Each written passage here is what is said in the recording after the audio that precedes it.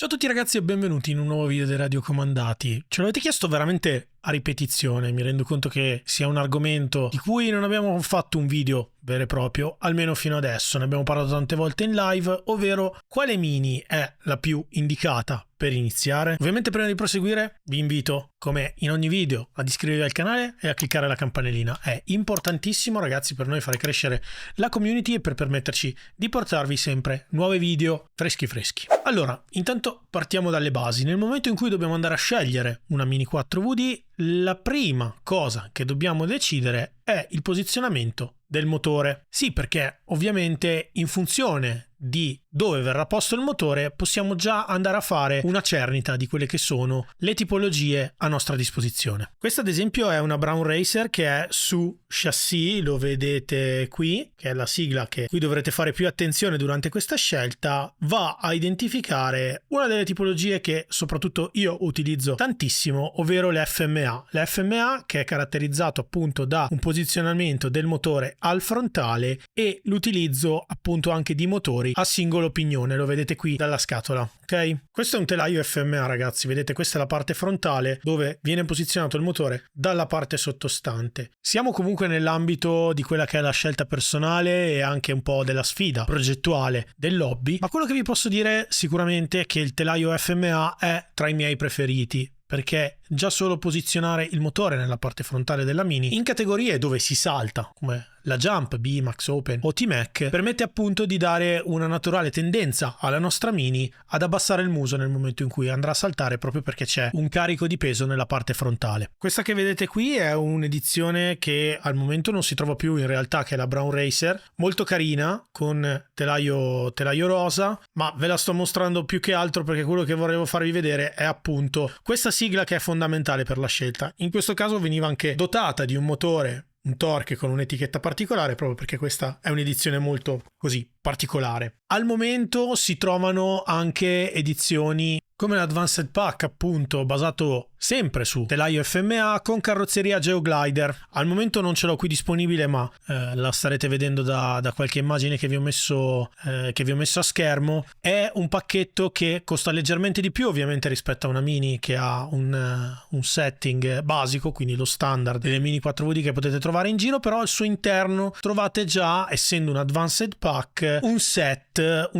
di pesi che appunto servono soprattutto per le categorie Jump, anzi direi esclusivamente per le categorie Jump, per permetterci di assorbire quelli che sono gli urti dei salti, e tutta una serie di altre utilità che ci permetteranno comunque di avere una Mini che è al limite del pronto pista. Quindi se deciderete di approcciare comunque il telaio FMA di cui abbiamo parlato finora, sappiate che al momento l'Advanced Pack Geoglider è tra le migliori opzioni anche dal punto di vista economico, perché racchiude praticamente tutto quello che vi servirà, a parte le pile ovviamente. Esistono ovviamente varie tipologie di Advanced Pack, soprattutto per telai differenti, negli anni ne sono uscite diverse, se ne trovano anche di altre tipologie. Io per esempio qui ho ancora con me quello della Neo VQS basato su telaio VZ, con anche in questo caso vedete è già corredata sia di FRP, che sono queste fibre posizionate all'anteriore e al posteriore, che dei relativi pesi. In questo caso addirittura era anche presente un light dash, e la caratteristica dal punto di vista dello chassis è che il motore, lo vedete qui,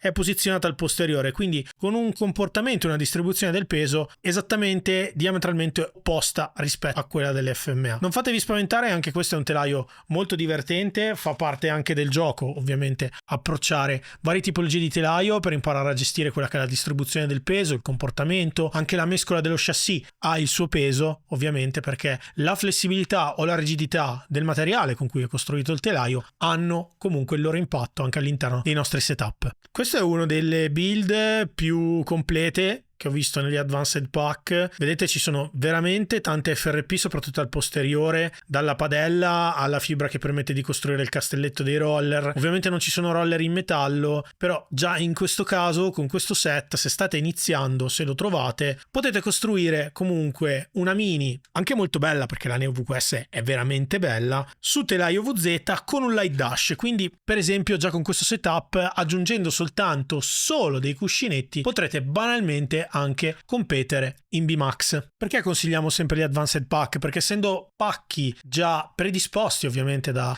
mamma Tamiya, hanno anche una distribuzione del peso ottimale, quindi non dovrete impazzire più di tanto per così bilanciarla e quant'altro. Vi basterà seguire le istruzioni e intanto riuscirete a mettere una Mini che in linea di massima, se utilizzerete il motore fornito, rimarrà in pista. Occhio però che molto spesso questi Advanced Pack non potrebbero essere utilizzati soprattutto in T-Mac, perché ovviamente abbiamo il numero di fibre limitato in T-Mac, ma soprattutto tenete sempre ben presente anche se ci sono delle limitazioni sui motori utilizzati, come appunto stiamo parlando della T-Mac, iTuned, quindi Torque, Rev e Atomic sono gli unici che possono essere utilizzati. In questo caso il Light Dash fornito dentro la mia VZ non potrebbe essere utilizzato e quindi dovrei inserirne un altro. E dopo il telaio a posizionamento del motore frontale e il telaio a posizionamento del motore posteriore, vediamo un paio di telai con posizionamento del motore centrale. Questo purtroppo non ho più la scatola, ma è il primo telaio che ho acquistato, che ha fatto praticamente innumerevoli battaglie, ed è l'MA. Questo telaio è molto rigido, come vedete, è un unico pezzo, molto stabile, molto solido, e ha appunto, rispetto ai telai che abbiamo visto finora, la caratteristica che va ad adottare dei motori Pro. I motori Pro sono quelli che hanno i motori bipignone. Questo permette ovviamente molta meno dispersione rispetto a un FMA o un VZ che abbiamo visto prima, e permette soprattutto di avere meno punti critici. Perché per esempio io utilizzo tantissimo l'FMA, ve lo dicevo prima, uno dei punti critici dell'FMA è l'alberino di trasmissione che porta la trazione dall'asse, dove abbiamo anche posizionato il motore, all'asse posteriore. Dato che ci sono due pignoncini che sono di plastica su un assale molto lungo in metallo, molto spesso capita che questi pignoncini vadano a sgranare, quindi ad avere un movimento che non dovrebbero avere perché dovrebbero rimanere fermi, e questo comporta che vi ritrovate la Mini in pista che ha una trazione soltanto anteriore alla fine, se va bene poi tra l'altro.